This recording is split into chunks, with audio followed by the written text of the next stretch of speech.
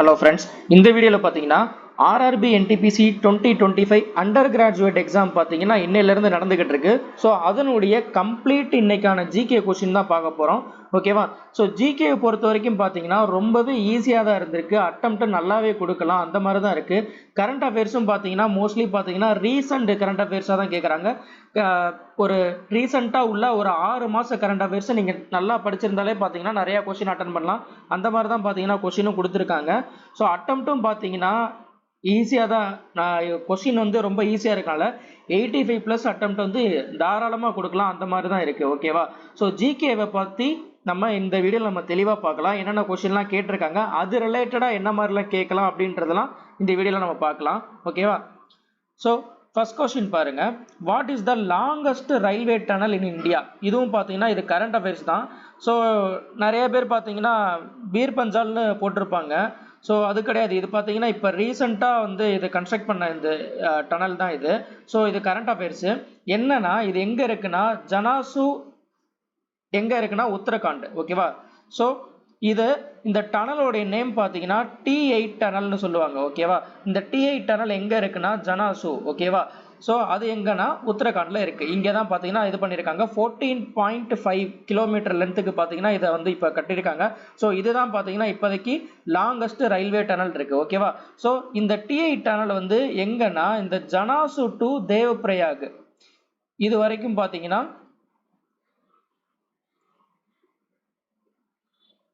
இந்த railway tunnel வந்து பார்த்தீங்கன்னா கட்டியிருக்காங்க.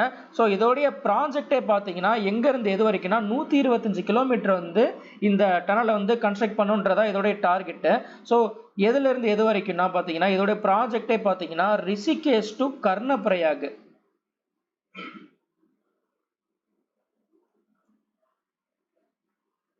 ரிஷிகேஷ் டு கர்ணப்பிரயாக் ரயில் லிங்க் ப்ராஜெக்ட்.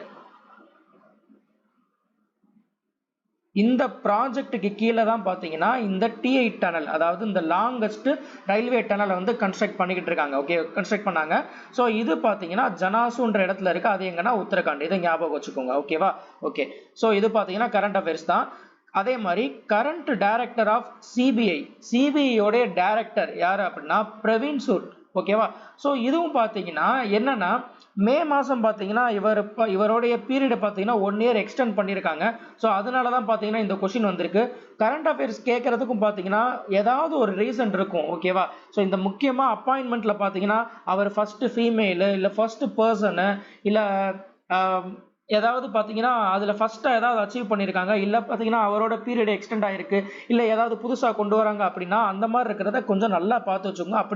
அப்படி இருக்கிறதா பார்த்தீங்கன்னா கண்டிப்பாக கேட்பாங்க. ஓகேவா? ஓகே. அடுத்து பார்த்தீங்கன்னா where the headquarters of the WTO world trade organisation. World trade organisation பார்த்தீங்கன்னா ஹெட் குவார்ட்டர்ஸ் எங்கே இருக்குன்னு கேட்குறாங்க. ஜெனீவா. அது எங்க இருக்குன்னா சுவிட்சர்லாந்து. ஓகேவா? இந்த WTO பார்த்தீங்கன்னா எப்போ எஸ்டாப்ளிஷ் பண்றாங்க அப்படின்னா 1 ஜனவரி 1995 தான் எஸ்டாப்ளிஷ் பண்றாங்க. இதோடைய டோட்டல் மெம்பர்ஸ் பார்த்தீங்கன்னா 166 இருப்பாங்க. ஓகேவா? ஸோ இதை ஞாபகம் வச்சுங்க.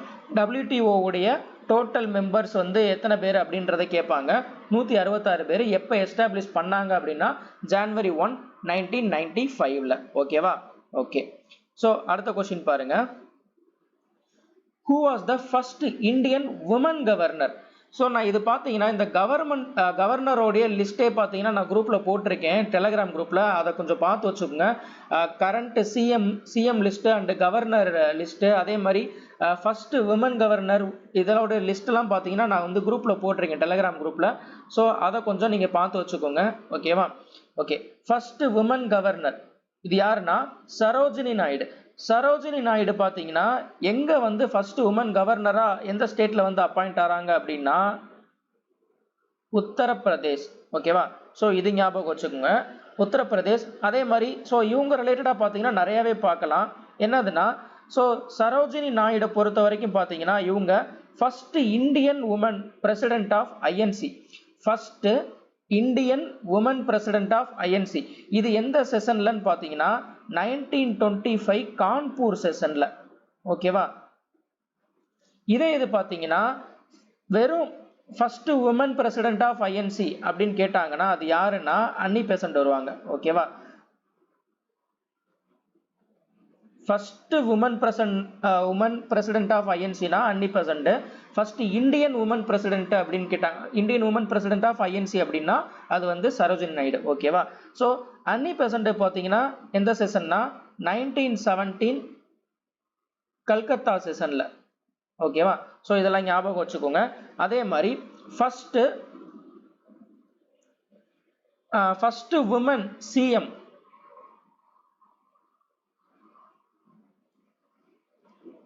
யாருன்னா சுசிதா கிருப்பல்னி.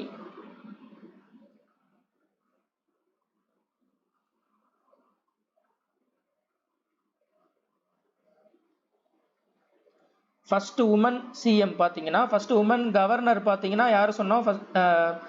சரோஜினி நாயுடுன்னு சொன்னோம். அதே மாதிரி ஃபர்ஸ்ட் உமன் சிஎம் பாத்தீங்கன்னா சுசிதா கிருப்பல்னி. இவங்களும் பாத்தீங்கன்னா யூபியில தான் பாத்தீங்கன்னா ஃபர்ஸ்ட் சிஎம் அப்பாயிண்ட் ஆவாங்க. ஓகேவா? ஃபர்ஸ்ட் உமன் பிஎம் யாருன்னா Indira Gandhi.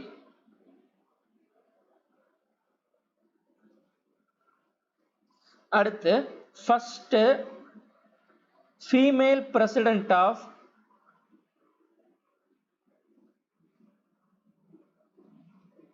United Nation General Assembly. இதுவும் ஒரு முக்கியமானது. ஓகேவா? First president of United Nation General Assembly இது யாருன்னா விஜயலட்சுமி பண்டித்.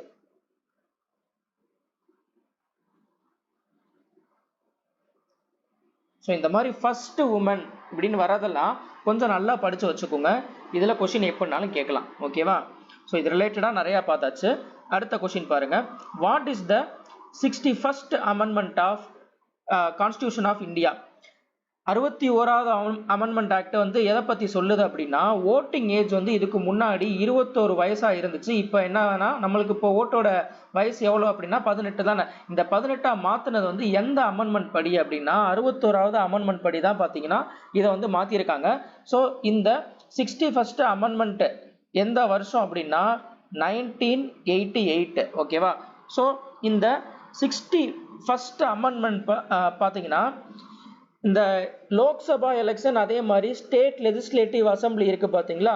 ஸோ இந்த எலெக்ஷனுக்கான ஓட்டிங் ஏஜ் பாத்தீங்கன்னா 21ல இருந்து 18 வந்து குறைச்சிருக்கு. ஓகேவா? ஸோ அதை பத்தி தான் இது பேசுது. அதே மாதிரி ஸோ இந்த 61st அமெண்ட்மெண்ட்டோட ரிலேட்டான ஆர்டிக்கிள் என்ன அப்படின்னு கேட்பாங்க. ரொம்ப முக்கியமானது. அது பாத்தீங்கன்னா என்னதுன்னா ஆர்டிக்கிள் 326. ஓகேவா?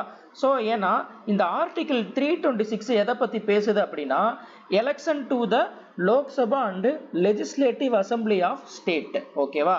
ஸோ அதை பத்தி தான் பேசுது. இப்போதானே சொன்னோம். ஸோ இங்க பாத்தீங்கன்னா அந்த Lok Sabha election and state legislative அசம்பிளியோடைய ஓட்டிங் ஏஜ் பாத்தீங்கன்னா 21ல இருந்து 18 குறைக்கிறது வந்து இந்த 61 அமெண்ட்மெண்ட். ஸோ அதுக்கு ரிலேட்டான ஆர்டிகிள் எது பாத்தீங்கன்னா இந்த 326. இந்த 326 பாத்தீங்கன்னா லோக்சபா அண்ட் ஸ்டேட் லெஜிஸ்லேட்டிவ் அசம்பிளியோடைய எலெக்ஷனை பத்தி பேசுது. ஓகேவா? அதே மாதிரி இதை இன்னொரு விதமாகவும் கேட்பாங்க. இந்த ஆர்டிகிள் 326 என்னன்னா ரைட் டு ஓட். ரொம்ப முக்கியம். ரைட் டு ஓட் என்ன ஆர்டிகிள் அப்படின்னு கேட்பாங்க. ஆர்டிகிள் 326. ஓகேவா? ஞாபகம் வச்சுக்கோங்க. ஓகே. அதுக்கப்புறம் பாத்தீங்கன்னா current chief minister of Delhi Rekha Gupta. ஓகேவா? ஸோ இதுவும் பாத்தீங்கன்னா நான் இப்பதான் சொன்னேன். இந்த சிஎம் உடைய லிஸ்ட், உமன் சிஎம் உடைய லிஸ்ட் இது எல்லாமே டெலகிராம் சேனல்ல போட்டிருக்கேன். அதை தயவு செஞ்சு பார்த்து வச்சுக்கோங்க. ஓகேவா? Okay. From which glacier does the Alaknanda river originate? So Alaknanda river வந்து எங்க வந்து ஒரிஜினேட் ஆகுதுன்னு சொல்லியிருக்காங்க. சட்டோபந்த் கிளேசியர். ஓகேவா? ஸோ இது வந்து தெரிஞ்சு வச்சுக்கோங்க. அதுக்கப்புறம் பாத்தீங்கன்னா இந்த அலக்நந்தா வச்சே பாத்தீங்கன்னா நிறைய இருக்கு. அதாவது இந்த ரெண்டு ரிவர் வந்து மீட் பண்ணும்போது பாத்தீங்கன்னா அது எந்த இடத்துல மீட் ஆகும்னு சொல்லிட்டு இதை ரிலேட் பண்ணி நிறைய கொஸ்டின் வந்து அடிக்கடி கேட்கறாங்க. அது என்னன்றதை பார்த்துடலாம். இந்த அலக்நந்தாவும்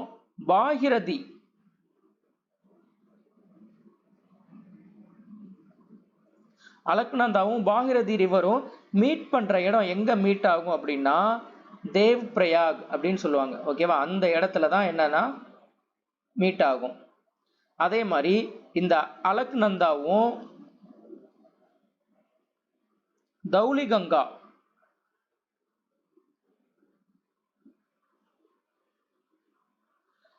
அலக்நந்தாவும் தௌலிகங்கா ரிவரும் மீட் பண்ற இடம் பாத்தீங்கன்னா எங்கன்னா அதான் என்னன்னு சொல்லுவாங்கன்னா விஷ்ணு பிரயாக். இதெல்லாம் கொஸ்டின், முக்கியமான கொஸ்டின், அதுக்காக தான் அது ரிலேட்டடான பாயிண்ட்ஸ் எல்லாம் சொல்றேன், நோட் பண்ணி வச்சுக்கோங்க இதெல்லாம். அதே மாதிரி அலக்நந்தாவும் நண்டாகினி ரிவர் இது ரெண்டும் மீட் பண்ற பாயிண்ட் என்ன அப்படின்னா எங்க மீட் ஆகும்னா நந்த பிரயாக். அலக்நந்தாவும் பிண்டாரி ரிவர் இது மீட் பண்ற பாயிண்ட், இது எங்க மீட் ஆகும் அப்படின்னா கர்ண பிரயாக்.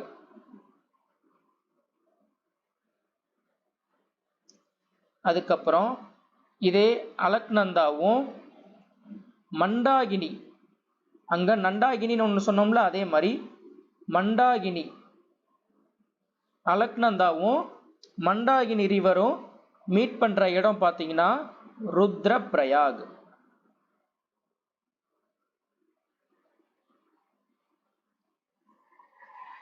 ஸோ இதை அடிக்கடி கேட்பாங்க.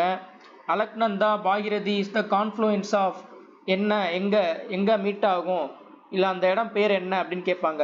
தேவ் பிரயாக், விஷ்ணு பிரயாக், நந்த பிரயாக், கர்ண பிரயாக், ருத்ர பிரயாக், இது எங்கன்றதை பார்த்து வச்சுக்கோங்க.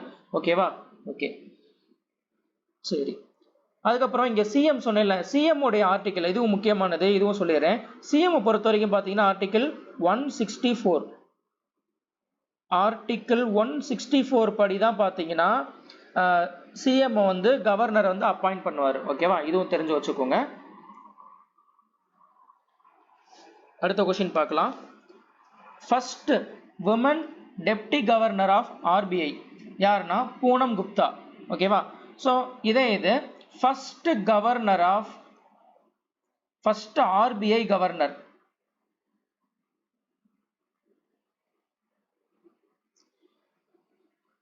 யாருன்னா சர் ஓஸ்போன் ஸ்மித்.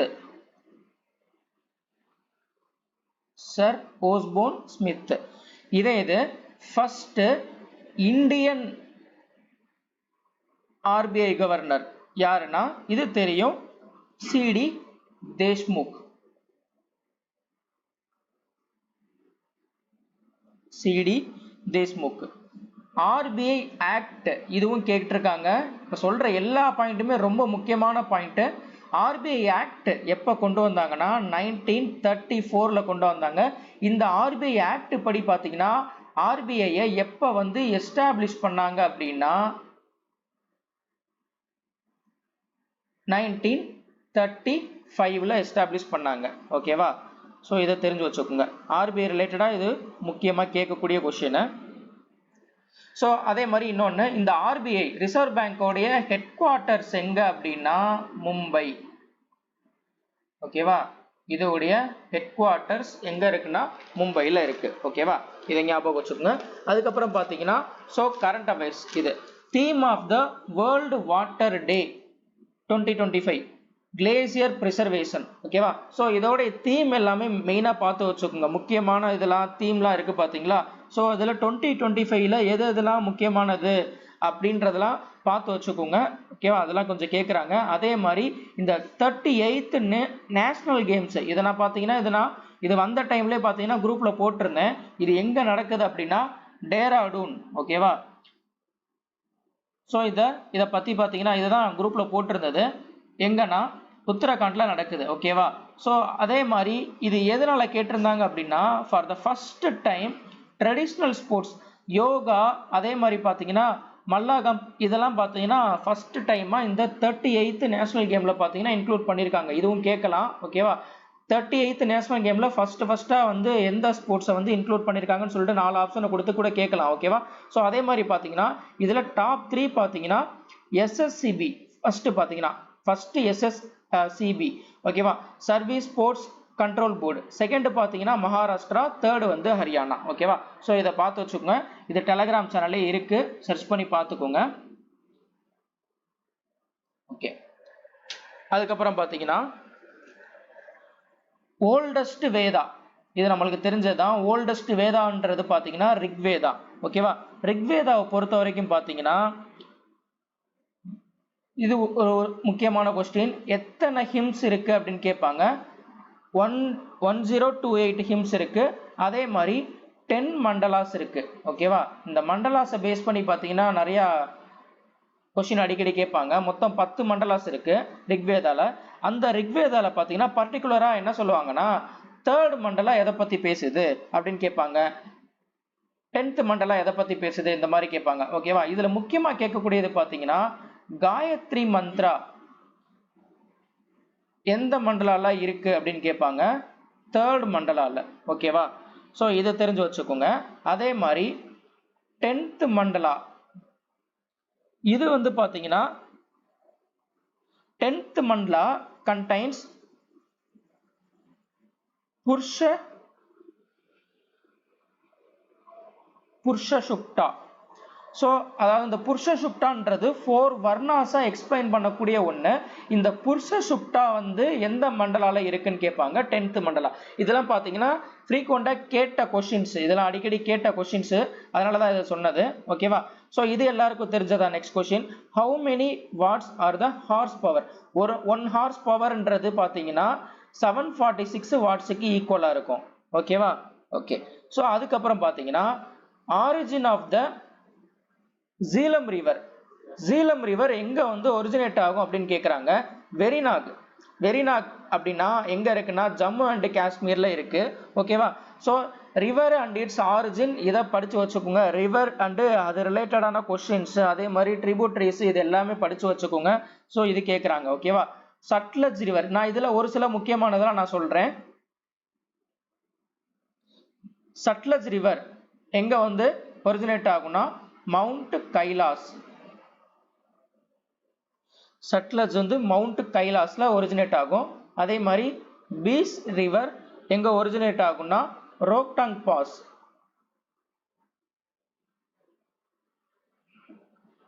அதுக்கப்புறம் கிருஷ்ணா ரிவர் இது எங்க ஒரிஜினேட் ஆகும் அப்படின்னா மகாபலேஸ்வர்.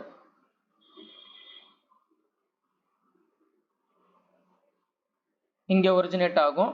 அதுக்கப்புறம் காவேரி ரிவர். காவேரி ரிவர் இது முக்கியமா கேட்கக்கூடியது. எங்க ஒரிஜினேட் ஆகும்னா பிரம்மகிரி ஹில்ஸ்.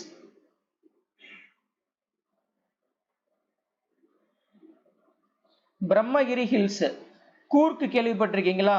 ஃபேமஸான இடம், கர்நாடகால இருக்கு. ஸோ அந்த கூர்க்ல உள்ள பிரம்மகிரி ஹில்ஸ்ல தான் பார்த்தீங்கன்னா இந்த காவேரி வந்து ஒரிஜினேட் ஆகுது. ஓகேவா? அதுக்கப்புறம் தபி. தபி ரிவர் இது எங்கன்னா சத்புரா. சத்புரா ரேஞ்சில் ஒரிஜினேட் ஆகுது. சத்புரா எங்க இருக்குன்னா பெட்டுல். ஓகேவா? ஸோ இதெல்லாம் முக்கியமானது, இதை நீங்க தெரிஞ்சு வச்சுக்கோங்க. அதுக்கப்புறம் 26th chief election commissioner of India Gyanesh Kumar. இதுவும் பார்த்தீங்கன்னா ஒரு முக்கியமான கரண்ட் அஃபேர்ஸ். ஸோ இது வந்தப்பையும் பார்த்தீங்கன்னா நான் சேனல்லே போஸ்ட் பண்ணியிருந்தேன். அதே மாதிரி பார்த்தீங்கன்னா 2025ல இன்னொருத்தர் அப்பாயிண்ட் பண்ணியிருப்பாங்க. யாருன்னா எலெக்ஷன் கமிஷனர் விவேக் ஜோஷி. அதையும் நோட் பண்ணி வச்சுக்கோங்க. Vivek Joshi election commissioner.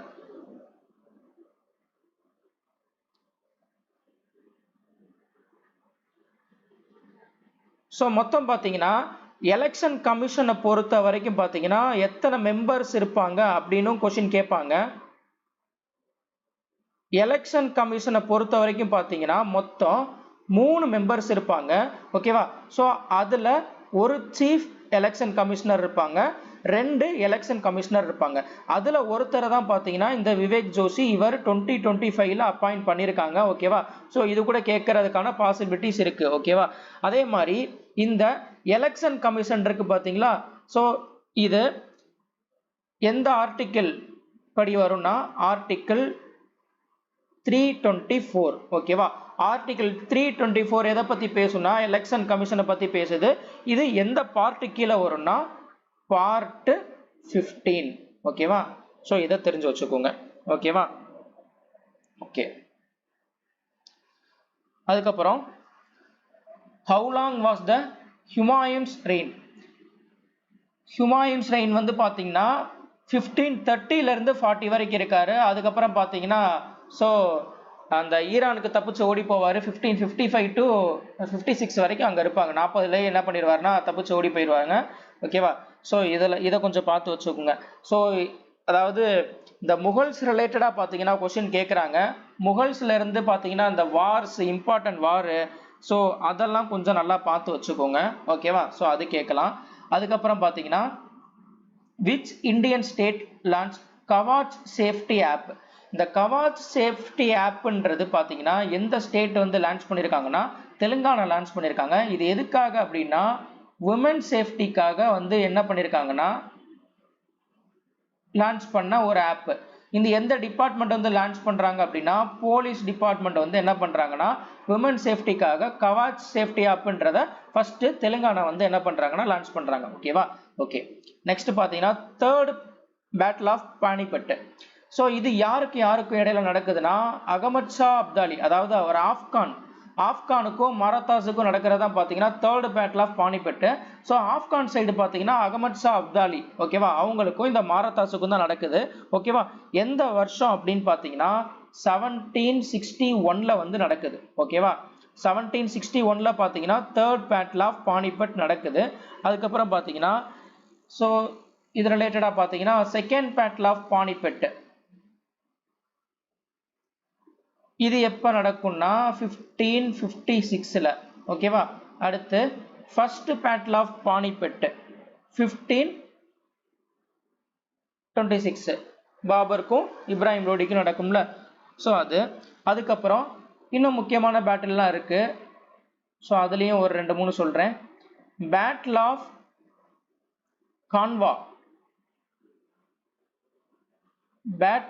கான்வா இது 1527ல நடக்கும். யாருக்குன்னா பாபருக்கும் ராணா சங்காக்கும்.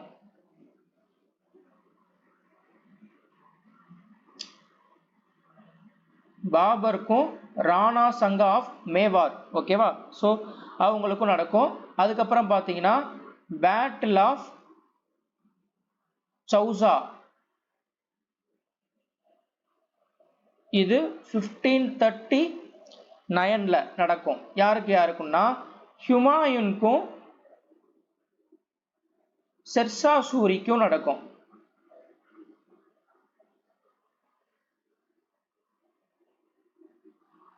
அதுக்கப்புறம் பார்த்தீங்கன்னா பேட்டில் ஆஃப் கன்னூஜ் இது 1540ல நடக்கும். இதுவும் யாருக்கும் இடையில நடக்கும்னா ஹுமாயூனுக்கும் ஷெர்ஷாக்கும் இடையில தான் நடக்கும். இந்த 2 போர்லையும் பார்த்தீங்கன்னா ஹுமாயூன் வந்து தோத்துருவாரு. ஓகேவா? ஸோ இதை ஞாபகம் வச்சுக்கோங்க. அதுக்கப்புறம் what is the name of the joint military exercise between the India and UAE? Desert Cyclone. So இந்த டெசர்ட் சைக்ளோன் தான் பார்த்தீங்கன்னா இந்தியாவுக்கும் யூஏக்கும் இடையில நடக்கக்கூடிய மிலிட்டரி எக்ஸசைஸ். ஸோ நான் ஆல்ரெடி சொல்லியிருந்தேன் இந்த கரண்ட் அஃபேர்ஸ்ல முக்கியமான டாபிக்லாம் லிஸ்ட் சொல்லியிருந்தேன் பார்த்தீங்களா, அதில் இந்த ஜாயிண்ட் மிலிட்டரி எக்ஸசைஸும் சொல்லியிருந்தேன் இதை படிக்க சொல்லி. ஸோ அதே மாதிரி தான் பார்த்தீங்கன்னா இதுலையும் கேட்டிருக்காங்க. ஸோ இதுக்கு இம்பார்ட்டன்ஸ் கொடுத்து கொஞ்சம் படிங்க. ஓகேவா? அடுத்து 5th schedule of the Indian Constitution deals with எதை பற்றி பேசுது அப்படின்னா administration and control of scheduled area and scheduled tribe. So இதை பற்றி தான் பார்த்தீங்கன்னா இந்த 5th schedule வந்து பேசுது. ஓகேவா? ஸோ ஷெடியூல் வந்து கேட்குறாங்க, இதையும் கொஞ்சம் பார்த்து வச்சுக்கோங்க. ஓகேவா? Who makes laws on subject in the union list? Union list ஆப்வியஸா பாத்தீங்கன்னா பார்லிமெண்ட் ஆஃப் இந்தியா தான். ஓகேவா? ஸோ யூனியன் லிஸ்ட்டை வந்து இது வந்து எந்த ஷெடியூல்ல வந்து இதை பத்தி பேசுவாங்க அப்படின்னா 7th ஷெடியூல். 7th ஷெடியூல்ல தான் union list, state list, concurrent list. So இதை பற்றிலாம் பேசுவாங்க. ஓகேவா?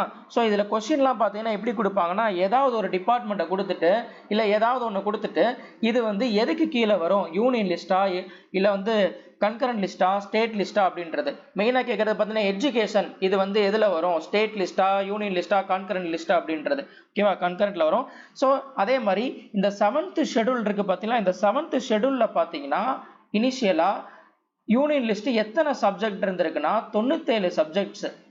ஸோ மொத்தம் 97 இது பார்த்தீங்கன்னா இந்த யூனியன் லிஸ்ட்ல இருந்துச்சு. ஓகேவா? ஸோ இப்போ பார்த்தீங்கன்னா அதாவது அட் ப்ரெசன்ட் இப்போ எத்தனை சப்ஜெக்ட்ஸ் இருக்கு அப்படின்னா 100 சப்ஜெக்ட்ஸ் இருக்கு. ஓகேவா? இது கொஸ்டின் ரெண்டு விதமாகவும் கேட்கலாம். 7th ஷெட்யூல் படி பார்த்தீங்கன்னா யூனியன் லிஸ்ட்ல எத்தனை சப்ஜெக்ட் இருந்துச்சுன்னு கேட்கலாம், 97. இப்போ வந்து அட் ப்ரெசென்ட்ல வந்து எத்தனை சப்ஜெக்ட்ஸ் இருக்கு யூனியன் லிஸ்ட்ல அப்படின்னு கேட்கலாம், அதுவும் பார்த்தீங்கன்னா 100. ஓகேவா? ஸோ இதே இது பார்த்தீங்கன்னா இந்த யூனியன் லிஸ்ட்ல என்னென்ன டிபார்ட்மெண்ட்லாம் வரும் அப்படின்லாம் கூட கேட்பாங்க. ஸோ டிஃபென்ஸ்ன்னு கொடுத்துருவாங்க. டிஃபென்ஸ் வந்து எதுக்கு கீழே வரும், யூனியன் லிஸ்ட்டா இல்லை ஸ்டேட் லிஸ்ட்டா கன்கரண்ட் லிஸ்டான்ட்டு. ஸோ யூனியன் லிஸ்ட் கீழே வர்றது பார்த்தீங்கன்னா டிஃபென்ஸு, ஆர்மி. அதே மாதிரி நீங்க இப்போ எழுதிக்கிட்டு இருக்கீங்க பார்த்தீங்களா என்டிபிசி எக்ஸாம், என்ன டிபார்ட்மெண்ட், ரயில்வே டிபார்ட்மெண்ட். ஓகேவா? அந்த ரயில்வே டிபார்ட்மெண்ட் இது எல்லாம் பார்த்தீங்கன்னா எதுக்கு கீழே வரும் அப்படின்னா இந்த யூனியன் லிஸ்ட் கீழே தான் வரும். இதை கூட கேட்கலாம், ரயில்வேஸ் வந்து எந்த லிஸ்ட்டுக்கு கீழே வரும் அப்படின்ட்டு. ஓகேவா? யூனியன் லிஸ்ட் கீழே தான் வரும். ஓகேவா? இதை ஞாபகம் வச்சுக்கோங்க. அதுக்கப்புறம் பார்த்தீங்கன்னா இது current affairs. 78th Cannes film festival எங்கே நடக்குது அப்படின்னா பிரான்ஸில் நடக்குது. ஓகேவா? ஸோ இதை தெரிஞ்சு வச்சுக்கோங்க. ஓகே. அதே மாதிரி இன்னொரு ஒரு முக்கியமான ஒரு ஃபெஸ்டிவல் ஒன்று இருக்கு. அது என்னன்னா இதுவும் கேட்குறாங்க, சாங்க்ரன் ஃபெஸ்டிவல். சாங்க்ரன் ஃபெஸ்டிவல் இது வந்து எங்க நடக்கும் அப்படின்னா தாய்லாந்து. ஓகேவா? சாங்க்ரன் ஃபெஸ்டிவல் எங்கன்னா தாய்லாந்து. ஓகேவா? ஸோ இதை ஞாபகம் வச்சுக்கோங்க. இதுவும் ஒரு முக்கியமான கொஸ்டின். ஓகேவா? அடுத்து ஸோ ஃபெஸ்டிவல் ரிலேட்டடாக பார்த்தீங்கன்னா கொஸ்டின்ஸ் வந்து நிறையா வரனால ஃபெஸ்டிவல்ஸ் கொஸ்டினுக்கு இம்பார்ட்டன்ஸ் கொடுத்து படிங்க. ஸோ நான் சேனல்லே பார்த்தீங்கன்னா இந்த ஃபெஸ்டிவல் ரிலேட்டடான உள்ள கொஸ்டின்ஸ் நிறையா போட்டிருப்பேன், அதை கொஞ்சம் கோத்ரூ பண்ணிக்கோங்க. ஓகேவா? ஸோ ஜக்கார் ஃபெஸ்டிவல் பார்த்தீங்கன்னா எங்கே நடக்குதுன்னா பூட்டானில் நடக்குது. ஸோ இது பாருங்க, இது ஃபெஸ்டிவல் பார்த்தீங்கன்னா எல்லாமே இது நம்ம இந்தியன் ஃபெஸ்டிவல் எதுவுமே கேட்கல, மோஸ்ட்லி எல்லாமே பார்த்தீங்கன்னா இன்டர்நேஷனல் ஃபெஸ்டிவல் கேட்டிருக்காங்க. ஸோ அப்போ கொஞ்சம் அதுக்கு கூடுதலாக ஒரு இம்பார்ட்டன்ஸ் கொடுத்து படிக்க பாருங்க. ஓகேவா? ஓகே. அதுக்கப்புறம் on what basis is the human development index calculated? Human development index HDI பார்த்தீங்கன்னா எதை பேஸ் பண்ணி வந்து கால்குலேட் பண்ணுவாங்கன்னா health, education and standard of living. So இதை வந்து பேஸ் பண்ணி தான் பார்த்தீங்கன்னா இந்த HDI வந்து கால்குலேட் பண்ணுவாங்க. இதில் பார்த்தீங்கன்னா இதில் இந்த ரேங்க்கும் கேட்பாங்க. இதில் இந்தியாவுடைய ரேங்க் எத்தனை அப்படின்னு கேட்பாங்க 2025ல். ஓகேவா? ஸோ 2025 பொறுத்த வரைக்கும் பார்த்தீங்கன்னா HDI ஹியூமன் டெவலப்மெண்ட் இண்டெக்ஸ் இதில் பார்த்தீங்கன்னா இந்தியாவுடைய ரேங்க் பார்த்தீங்கன்னா 130வது ரேங்க். எத்தனை பேரில் மொத்தம் அப்படின்னா அவுட் ஆஃப் 193ல் 193ல் இந்தியாவுடைய ரேங்க் பார்த்தீங்கன்னா 130. ஸோ அப்போ ஃபர்ஸ்ட் யார் இருக்கா அப்படின்னா ஐஸ்லாண்டு. இதுவும் கேட்பாங்க. ஹியூமன் டெவலப்மெண்ட் இண்டெக்ஸ்ல ஃபர்ஸ்ட் இருக்கிறது பார்த்தீங்கன்னா ஐஸ்லாண்டு. இந்தியாவுடைய ரேங்க் பார்த்தீங்கன்னா 130. ஓகேவா? ஸோ மொத்தம் எத்தனை ரேங்க்ல எத்தனை கண்ட்ரியில் பார்த்தீங்கன்னா இந்தியா வந்து 130னா 193ல் 130வது ரேங்க். அதே மாதிரி கடைசி ரேங்க் யார் அப்படின்னா சவுத் சூடன். இது கூட கேட்கலாம். ஓகேவா? ஓகே. அடுத்து பாருங்க, what is the name given to the pre monsoon showers in South India? So இது அடிக்கடி கேட்கக்கூடியது. இதுவும் பார்த்தீங்கன்னா இது எஸ்எஸ்சியில் பார்த்தீங்கன்னா ஒரு 2-3 டைம் கேட்டாங்கன்றனால நான் இதை டெலகிராம் சேனலில் நான் இதை ஃபுல் கண்டென்ட்டையுமே போட்டிருப்பேன், அதை கொஞ்சம் கோத்ரூ பண்ணிக்கோங்க. ஸோ இதோடைய ஆன்சர் பார்த்தீங்கன்னா மேங்கோ ஷவர். ஓகேவா? ஸோ அதே மாதிரி இந்த லோக்கல் ஸ்டாம்பில் பார்த்தீங்கன்னா இன்னொன்று முக்கியமானது blossom shower.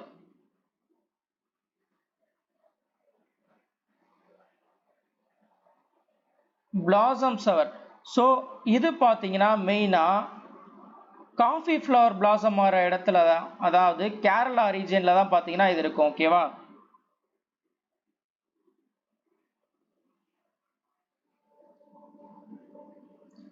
coffee flowers blossoms in Kerala. ஓகேவா? ஸோ இதை கூட கேட்பாங்க. இது வந்து blossom flower வந்து எந்த ரீஜன்ல மெயினா வந்து அக்கர் ஆகும் அப்படின்ற மாதிரி கேட்பாங்க. ஸோ அது கேரளா. ஓகேவா? அதே மாதிரி நார்வெஸ்டர் இதுவும் முக்கியமானது. ஸோ இந்த லோக்கல் தண்டர் ஸ்டார்ம்ல பார்த்தீங்கன்னா லோக்கல் ஸ்டார்ம்ல இது முக்கியம். நார்வெஸ்டர், இந்த நார்வெஸ்டரை பொறுத்த வரைக்கும் பார்த்தீங்கன்னா ஈவினிங் தண்டர் ஸ்டார்ம்னு சொல்லுவாங்க. ஸோ இது மெயினாக எந்த ரீஜனில் வந்து அக்கர் ஆகும் அப்படின்னா Bengal region, west Bengal and Assam. இதுக்கு மெயினாக ஸோ இந்த ரீஜனில் தான் பார்த்தீங்கன்னா அக்கர் ஆகும். ஸோ இங்கே எப்படி பிளாசம் ஃப்ளவரை பொறுத்த வரைக்கும் இந்த காஃபி ப்ரொடக்ஷன் பார்த்தீங்கன்னா மெயினாக யூஸ்ஃபுல்லாக இருக்கும். அதே மாதிரி இங்கே நார்வெஸ்டர் பார்த்தீங்கன்னா வெஸ்ட் பெங்காலில் மெயினாக எது ஃபேமஸ் பார்த்தீங்கன்னா ஜூட் ஃபேமஸா. அதே மாதிரி அஸ்ஸாமில் எது ஃபேமஸு? Tea famous. கரெக்டா? ஸோ அப்போ ஜூட்டு, டீ, ரைஸ். ஸோ இதோடைய ப்ரொடக்ஷனுக்கு எல்லாம் பார்த்தீங்கன்னா இது யூஸ்ஃபுல்லாக இருக்கும். ஓகேவா? இது ஞாபகம் வச்சுக்கோங்க. அதுக்கப்புறம் பார்த்தீங்கன்னா who won the International Booker Prize 2024? ஜாமிலி ஷேர்லே. ஓகேவா? ஸோ இதே இது பார்த்தீங்கன்னா 2025 இன்டர்நேஷ்னல் புக்கர் பிரைஸ் யார் வாங்கியிருக்காங்க அப்படின்னா பானு முஷ்டாக். இது நான் குரூப்ல போட்டிருக்கேன், முக்கியமான கொஸ்டின். பானு முஷ்டாக் என்ன புக்குக்காக வாங்கியிருந்தாங்க அப்படின்னா ஹார்ட் லேம்ப். ஹார்ட் லேம்ப்ன்ற புக்குக்காக தான் பார்த்தீங்கன்னா இன்டர்நேஷ்னல் புக்கர் ப்ரைஸ் வாங்கியிருக்காங்க. ஸோ அதே மாதிரி பார்த்தீங்கன்னா புக்கர் ப்ரைஸை கொஞ்சம் நல்லா படித்து வச்சுக்கோங்க. ஏன்னா பார்த்தீங்கன்னா இதுலேருந்தே பார்த்தீங்கன்னா இன்னைக்கு கேட்டதுலேயே பார்த்தீங்கன்னா 2 கொஸ்டின் புக்கர் ப்ரைஸில் கேட்டாங்க. 2023 என்னன்றதை கேட்டாங்க, அதே மாதிரி 2024 கேட்டாங்க. 2025 கேட்கறதுக்கான வாய்ப்பும் இருக்குது, அதையும் பார்த்து வச்சுக்கோங்க. 2025 பொறுத்த வரைக்கும் பார்த்தீங்கன்னா பானு முஷ்டாக் என்ன புக்குக்காகனா ஹார்ட் லேம்ப்காக. ஓகேவா? அதுக்கப்புறம் which team won 2025 WPL Women Premier League? So இதில் பார்த்தீங்கன்னா 2வது டைட்டில், மொத்தம் 3 சீசன் நடந்திருக்கு, அதில் 2வது டைட்டில் யார் வந்து அடிச்சிருக்காங்க அப்படின்னு கேட்குறாங்க. மும்பை இந்தியன்ஸ். ஓகேவா?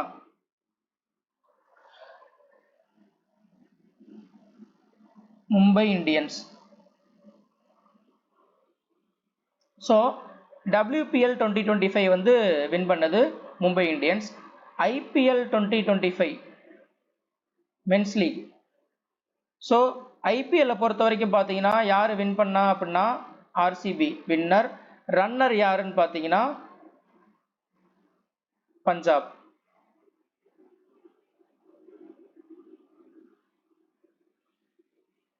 ஓகேவா? ஸோ இது பார்த்துக்கோங்க. Founder of the slave dynasty இது எல்லாருக்கும் தெரிஞ்சதான் குதுபுதீன் ஐபக். ஓகேவா? ஸோ இதே ஸ்லேவ் டைனஸ்டியில் லாஸ்ட் ரூலர் யார் அப்படின்னா இது நிறைய பேருக்கு தெரியாது, முகமது கைகுபாத்.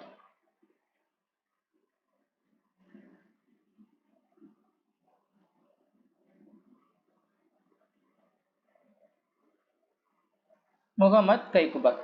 ஸோ இவர் தான் பார்த்தீங்கன்னா ஸ்லேவ் டைனஸ்டியில் பார்த்தீங்கன்னா கடைசி ரூலர். ஸோ இதிலிருந்து என்னன்னா ஹிஸ்டரியை பொறுத்த வரைக்கும் பார்த்தீங்கன்னா முகல்ஸு, டெல்லி சுல்தானேட், அதாவது மிடிவல் இந்தியாவுக்கு கொஞ்சம் இம்பார்ட்டன்ஸ் கொடுத்துருக்காங்க. ஓகேவா? அதே மாதிரி கரண்ட் அஃபேர்ஸும் பார்த்தீங்கன்னா கடைசி ஒரு 6 மாத கரண்ட் அஃபேர்ஸ் தான் கேட்குறாங்க. அதுவுமே ரொம்ப ஈஸியாக தான் இருக்குது. நான் முக்கியமாக சொல்லியிருந்தேன் பார்த்தீங்களா கரண்ட் அஃபேர்ஸோட டாபிக்ஸ்லாம் இம்பார்ட்டன்ட் டாபிக் எது எதுன்ட்டு, அதில் இருந்து தான் கேட்குறாங்க. அதே மாதிரி நான் குரூப்பில் போட்ட கண்டென்ட்டை நீங்கள் ரெகுலராக நீங்கள் நோட்ஸ் எடுத்து நீங்கள் ப்ராப்பராக நீங்கள் படிச்சிருந்தாலே நல்லா ஸ்கோர் பண்ணியிருக்கலாம். ஏன்னா அதுலேருந்து நிறையா கொஸ்டின் வந்திருக்கு. ஸோ நான் சேனலில் கூட போட்டிருந்தேன். கிட்டத்தட்ட இன்றைக்கி நடந்ததுலேயே பார்த்தீங்கன்னா ஒரு 5-6 கொஸ்டின் கிட்டக்க பார்த்தீங்கன்னா அதுலேருந்து மட்டுமே வந்திருக்கு. இன்னும் நான் பார்க்கல, ஃபுல் கொஸ்டினையும் பார்க்கல. ஸோ அதையும் பார்த்தா இன்னும் இருக்கும். அதே மாதிரி மேக்ஸும் பார்த்தீங்கன்னா நிறையா பார்த்தீங்கன்னா முக்கியமான கொஸ்டின்ஸ் தான் வீடியோஸாக போட்டிருக்கேன்.